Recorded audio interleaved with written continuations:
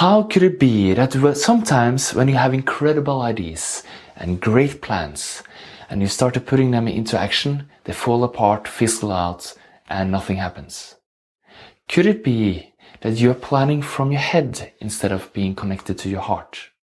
Your intuition has a vast power, and when you really come from your heart, your plans cannot fail to happen. How is that?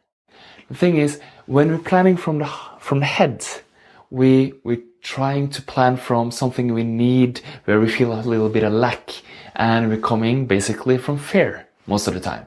But if we connect to the heart first, then add on the mind and everything our mind can do, which is powerful, extremely powerful, then our plans cannot help but to succeed.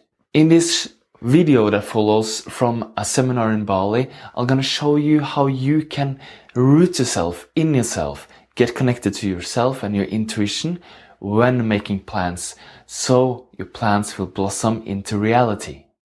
For you to do that, you need to be able to dive into intuition and use your own strength from there. And in this video, I'll describe how. And a lot of people, they create their life and their projects and also the leadership from the mind, from ideas, thoughts, which is very powerful, interesting, and can give a lot of energy.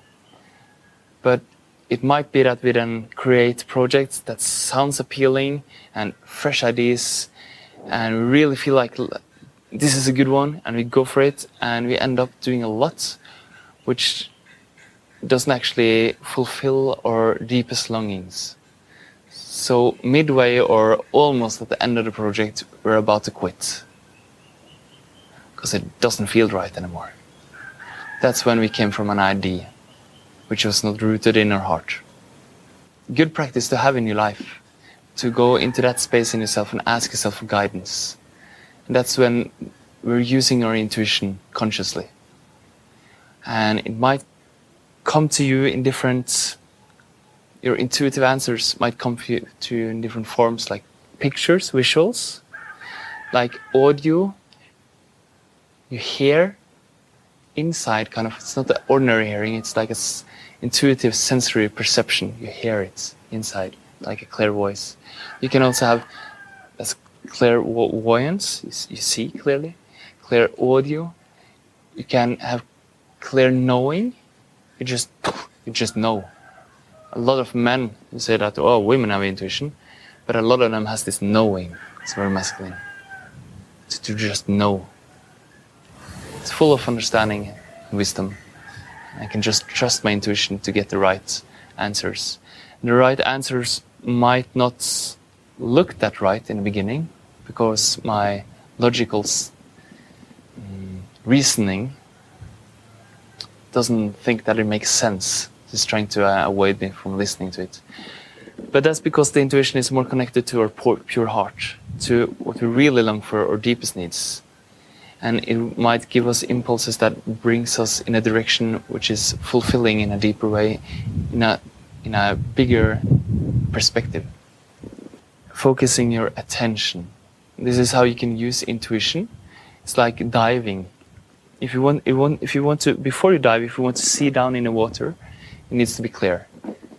Not a lot of stuff happening. If it's windy on top, you can't see anything. If it's too turbulent, so much happening inside, you can't see through the water. It's like if it's windy, means if it's a lot of thoughts, you can't access the intuition clearly. If it's a lot of turmoil inside, feelings unexpressed and unattended, you can't actually get so clear sight into your intuition. And when you're diving, especially up in Northern Europe like Norway, the bottom of the sea appears grey and dull. If you bring a torch and you focus your torch, your light, it appears colorful. The colors comes out when the light appears. So you also have to use our intention and our focus and our awareness to look and then the light comes on.